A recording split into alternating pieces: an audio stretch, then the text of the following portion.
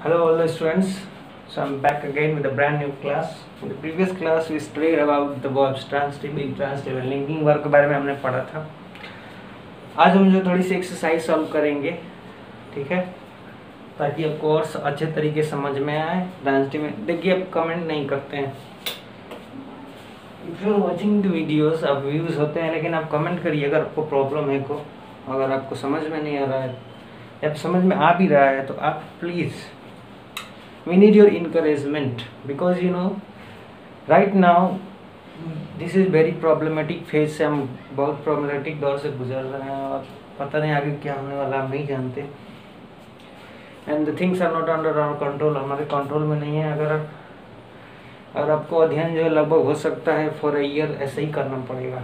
तो आपके पास ऑप्शंस हैं, आप वीडियोस एंटरटेन कर सकते हैं यूट्यूब पर. और भी सारे एजुकेटर्स हैं जो भी आप प्रीफर करते हैं. अगर आपको हमारी वीडियोस पसंद आ रही है तो आप हमारे ही देखिए, ठीक है. अगर कोई प्रॉब्लम है तो पूछिए.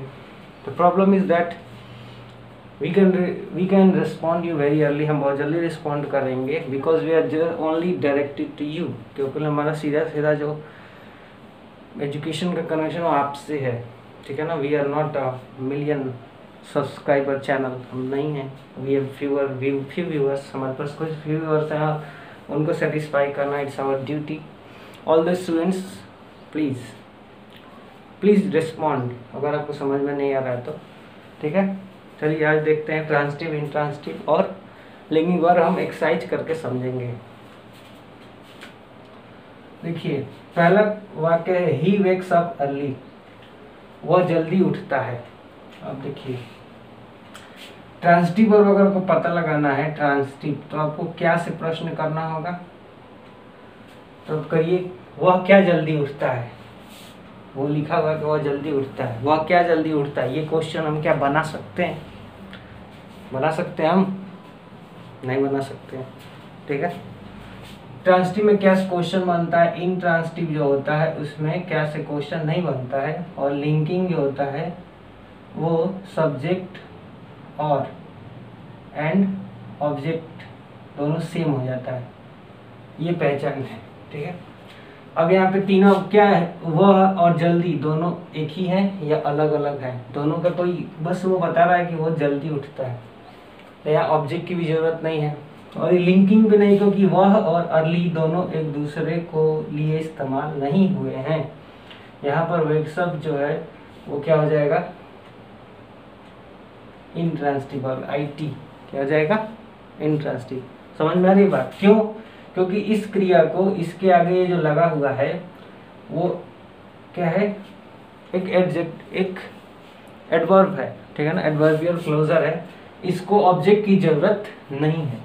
ऑब्जेक्ट किसको कहते हैं? अगर इसके साथ कोई, अगर हम क्या से प्रश्न करते और कोई उत्तर मिलता तो वहां पे ऑब्जेक्ट कर्म मौजूद होता. ये कर्म नहीं है.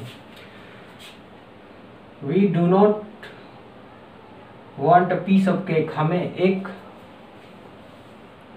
पीस केक का टुकड़ा नहीं चाहिए. अब देखिए हमें नहीं चाहिए, चाहना. तो अब इसे हम प्रश्न करिए क्या से अगर बन रहा है तो हमें क्या नहीं चाहिए, ये प्रश्न कर सकते हैं. हमें क्या नहीं चाहिए, तो हमें एक केक का एक पीस टुकड़ा नहीं चाहिए. इसका उत्तर मिल गया ना. हमें क्या, जैसे यहाँ पे हम क्या जल्दी जगते हैं, इसका कोई उत्तर है. हम क्या जगते हैं, हम कब जगते हैं. तो पहले जगते हैं तब मिल जाता. कब से करते तो, लेकिन कब से नहीं करना है, क्या से करना है.